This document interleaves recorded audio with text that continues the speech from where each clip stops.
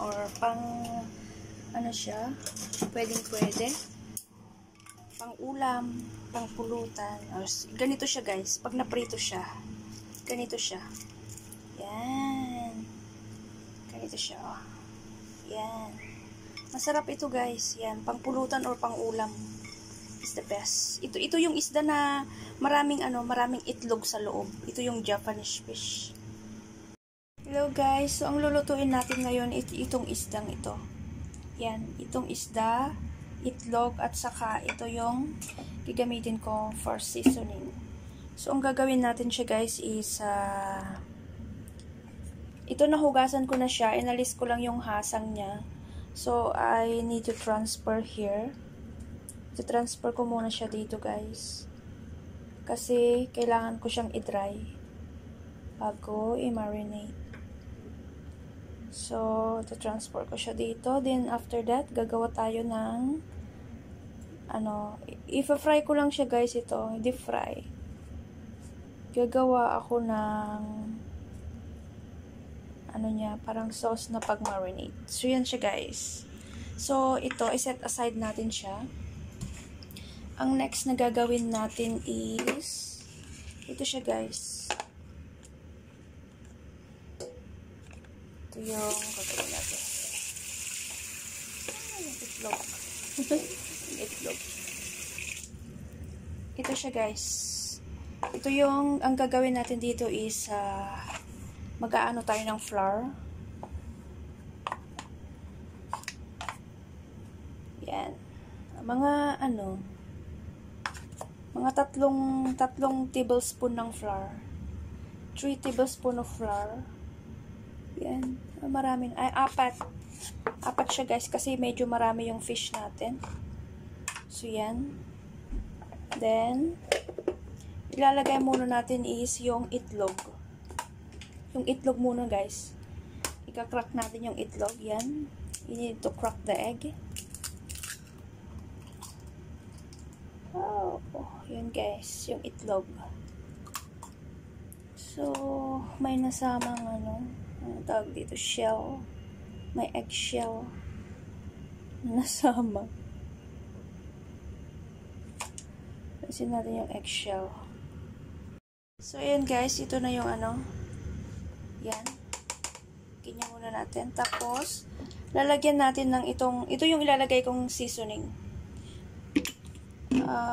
Optional siya guys. Tansyahin nyo na lang kung lan ang ilagay nyo. Then, after that, you need to mix. I-mix mo muna siya bago lagyan ng tubig. You need to mix first. Tapos, lagyan natin siya ng tubig.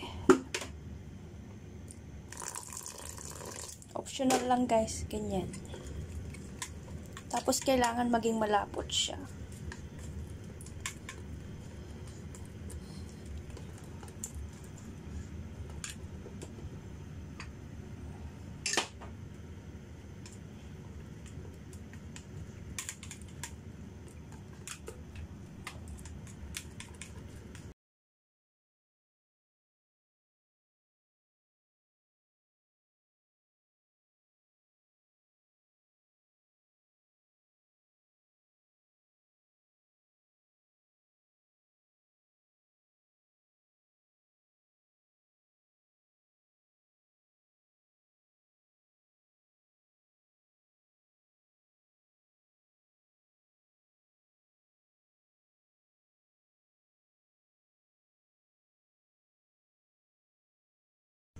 So, ito na siya guys.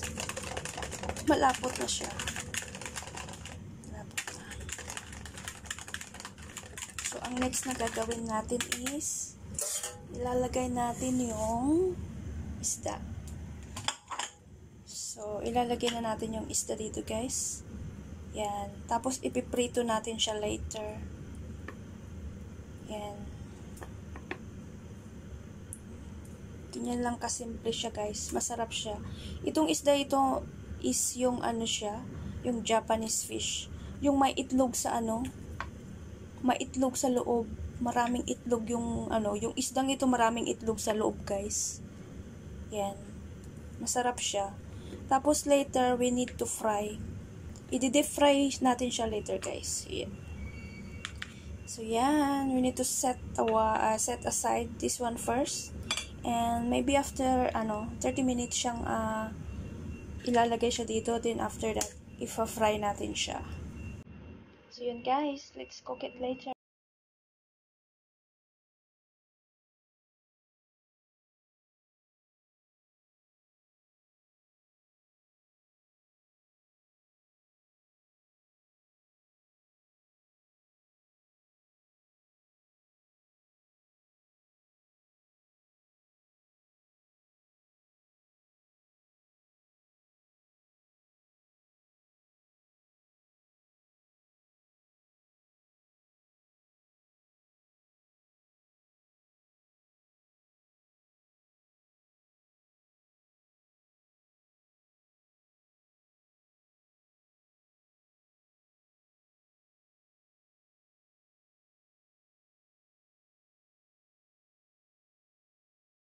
Kanina pinaprituhan ko ng duck.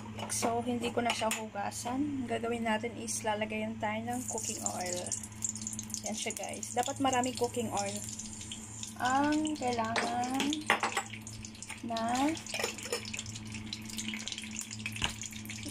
yan siya guys. It's cooking. So, ito na yung ito na yung isda guys na natin siya. Yan. So, ang kailangan natin gawin is iprito natin siya. Yan. Yan ang isda. Iprito natin. Yan. Yan na siya guys. Oh. Yan.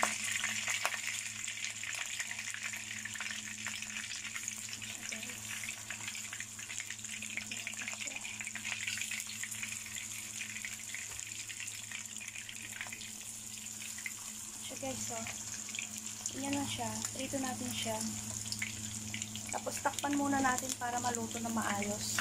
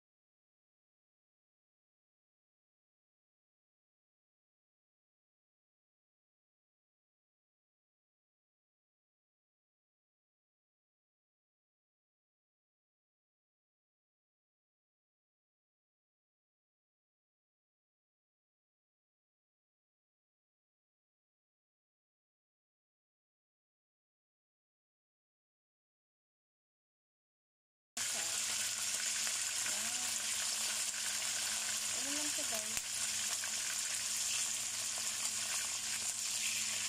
babaliktad natin siya.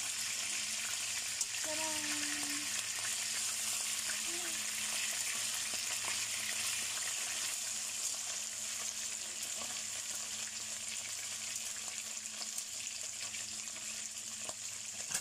Luto na yan guys.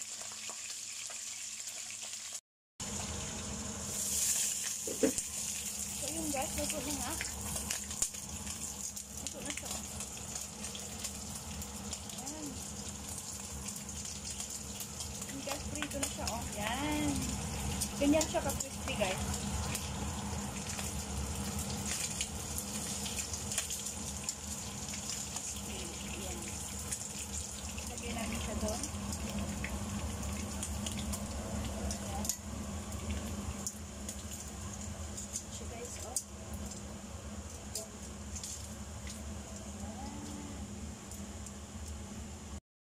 So, ito na siya guys. So, pang pulutan or pang ano siya. Pwede. Pang ulam, pang pulutan. Or, ganito siya guys. Pag naprito siya. Ganito siya. Yan. Ganito siya. Oh. Yan. Masarap ito guys. Yan. Pang pulutan or pang ulam. Is the best. Ito yung isda na maraming itlog sa loob. Ito yung jack.